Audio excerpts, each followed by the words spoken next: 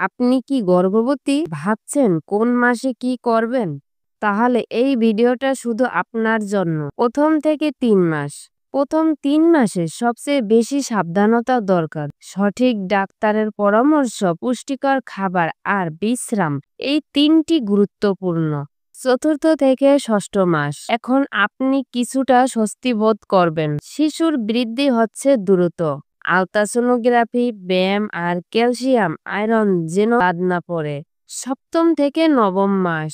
এখন নিজেকে আরো বেশি সময় দিন।